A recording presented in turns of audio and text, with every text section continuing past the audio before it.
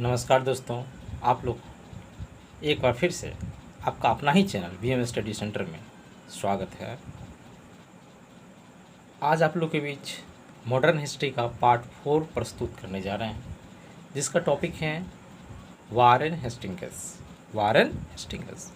तो चले बगैर समय को गंवाए हुए टॉपिक की तरफ। वारेन हेस्टिंग्स 1772 से 1785 के बीच बंगाल का प्रथम गवर्नर जनरल बना। कोषागार को मुर्शिदाबाद से कलकत्ता लाया। 1772 में प्रत्येक जिला में एक दीवानी एवं एक फौजदारी अदालत बनाया। बोर्ड ऑफ रेवेन्यू की स्थापना हुई। इन्हीं के समय में बोर्ड ऑफ रेवेन्यू की स्थापना हुई। मुगल सम्राट के पेंशन को बंद कर दिया गया।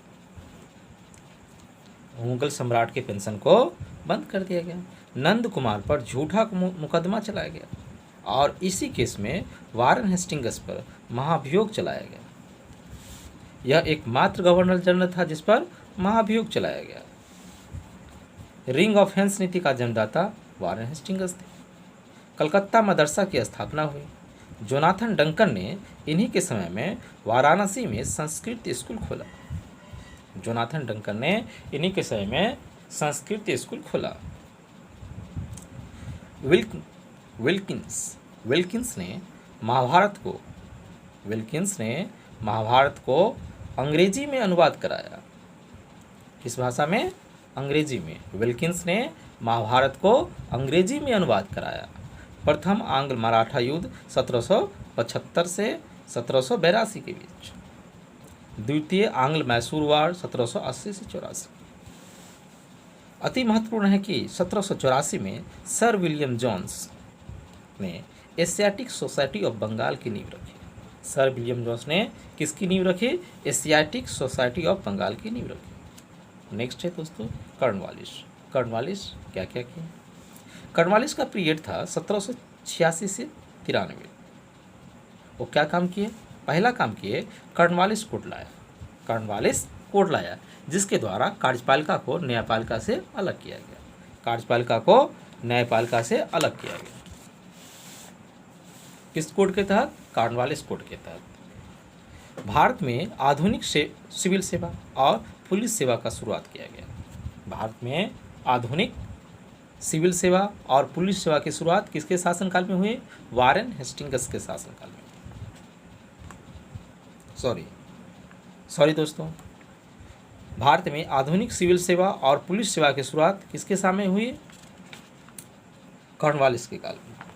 लॉर्ड कॉर्नवालिस के काल में भारत में आधुनिक सिविल सेवा और पुलिस सेवा की शुरुआत किया गया। अस्थायी बंदोबस्ती की गई। गाजीपुर में उनका कब्र है। उनका कब्र कहाँ है? गाजीपुर में। अक्सर एग्जाम में क्वेश्चन पूछा जाता है कि कॉर्नवालिस का कब्र कहाँ है? गाजीपुर। असम में टी कंपनी खोली गई। असम में चाय कंपनी खोली गई। कितनी ईस्वी में? 1839 में। और कॉर्नवालिस ने कहा था ब्रिटिश की आर्थिक नीति कैसी है? घिनौनी है। किसने कहा था? कॉर्नवालिस ने।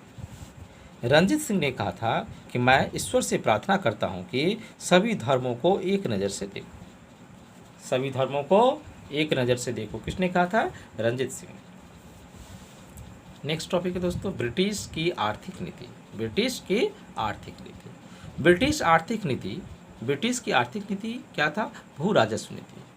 लेकिन इसके कई सकारात्मक और नकारात्मक परिणाम सामने आया। कृषि का वाणिज्यीकरण में नकदी फसल पर बल दिया गया। इसका उद्देश्य अधिकतम भू राजस्व की दर को चुकाने के लिए की गई। महत्वपूर्ण है कि नकदी फसलों में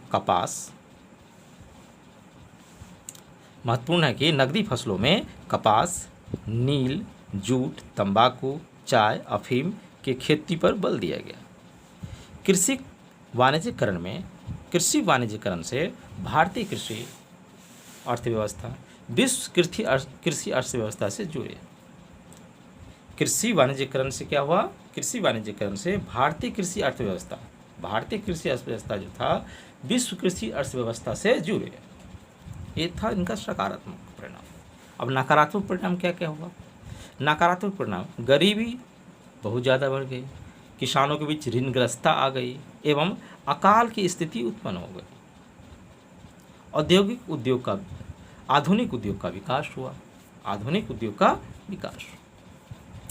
आधुनिक उद्योग की स्थापना की कड़ी में आधुनिक उद्योग की स्थापना की कड़ी में दो चरण थे, जिसे औपनिवेशिक आवश्यकता से जोड़कर देखा जा सकता है। औपनिवेशिक आवश्यकता से जोड़कर देखा जा सकता है। पहला 1850 से 1914 का प्रथम चरण।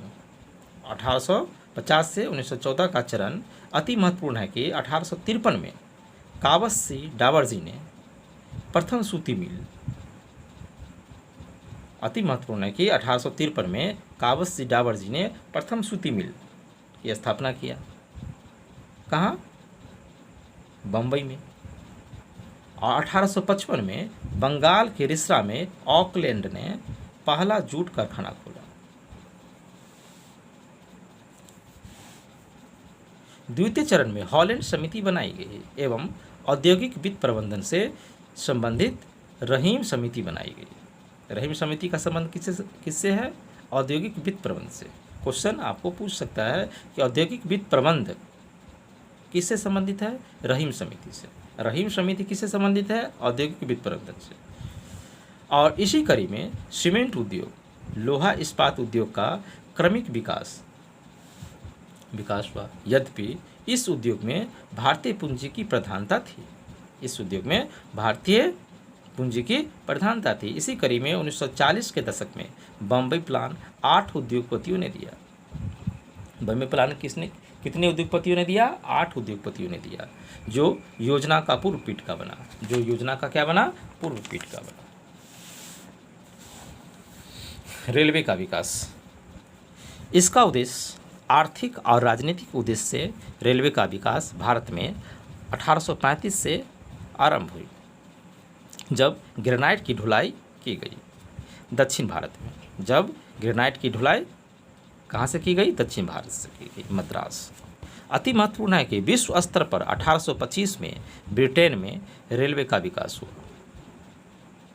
भूलेंगे नहीं, 16 अप्रैल 1853 को पहला रेल बम्बई से थाने तक, दूसरा ट्रेन कोलकाता से रानीगंज के बीच,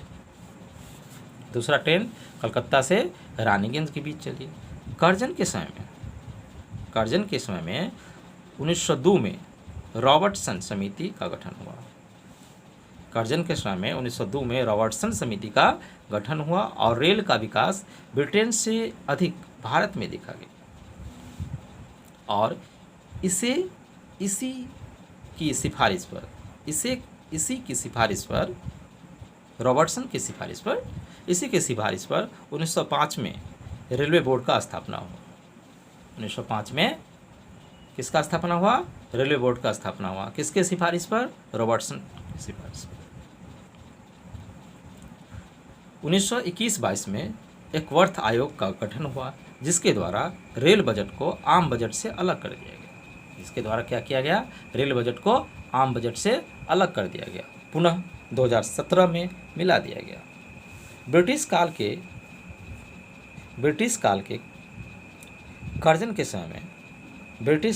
कर्जन के समय में रेलवे घाटे में रहा। रेलवे कैसा रहा?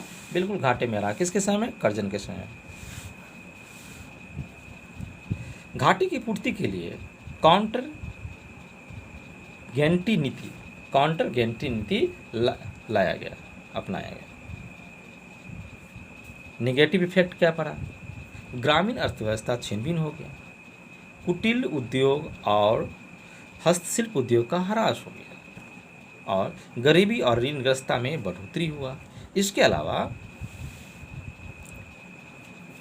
अलावा विदेशी उद्योगकर्ता का दबदबा बढ़ गया एवं कृषि पर निर्भरता बढ़ी, जो पूर्व से ही गतिहीन था।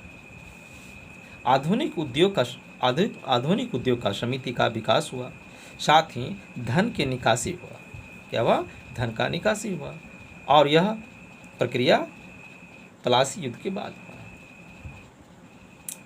धन का निकासी, धन का निकासी क्या होता है, धन एक तरफा निष्कासन, धन का एक तरफा निष्कासन क्या कहलाता है, धन का निकासी। सबसे पहले भारत के grand old man of India, जिसे किसे कहा जाता है, Dadabhai Naoroji, grand old man of India Dadabhai Naoroji ने 3 बार कांग्रेस के अध्यक्ष बने। ब्रिटिश हाउस ऑफ कॉमन में चुने जाने वाले पहले भारतीय थे। ब्रिटिश हाउस ऑफ कॉमन में चुने जाने वाले पहले भारतीय कौन थे, दादा भाई नौरोजी। काफ़ी इंपॉर्टेंट है दोस्तों, इसको बिल्कुल कंसंट्रेशन के साथ सुनना है। 1867 में धन के निकासी के सिद्धांत पर उसने अपनी पुस्तक property un-British rule of India में अभिव्यक्त किया। धन के निकासी के सिद्धांत पर दादा भाई नौरोजी ने अपना ही book property un-British rule of India में अभिव्यक्त किया।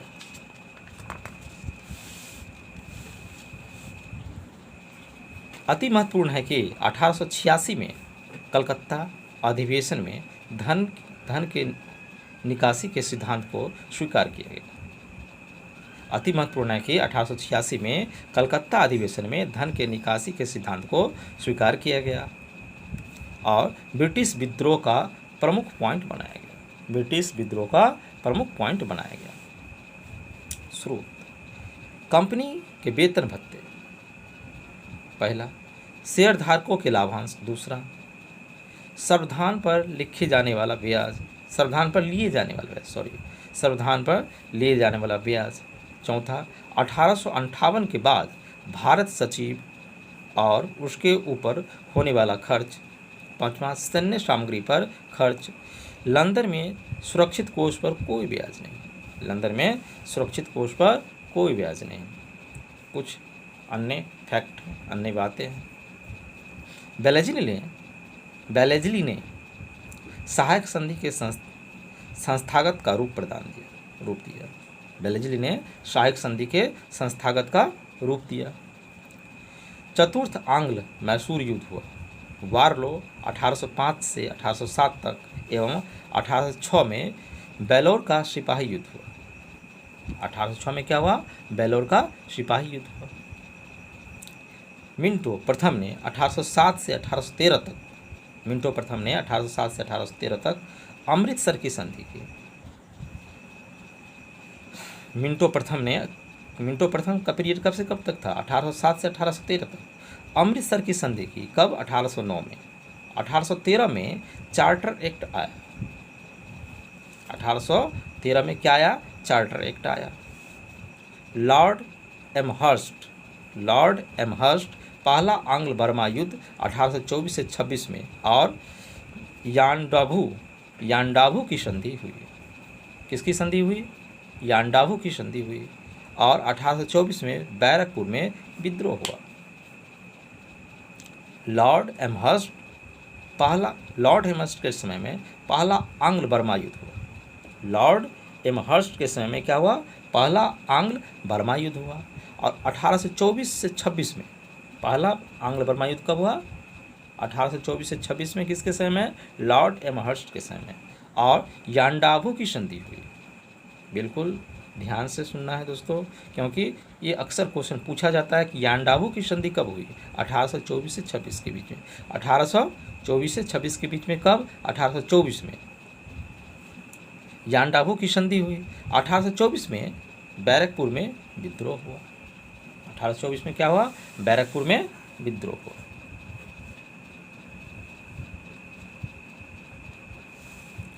नमस्कार दोस्तों, कैसा लगा वीडियो, हमें लाइक और कमेंट के माध्यम से ज़रूर बताइएगा। और यदि आप हमारे चैनल पे पहली बार आए हैं तो सब्सक्राइब कीजिएगा और अपने दोस्तों के बीच में शेयर कीजिएगा। धन्यवाद फॉर वॉचिंग।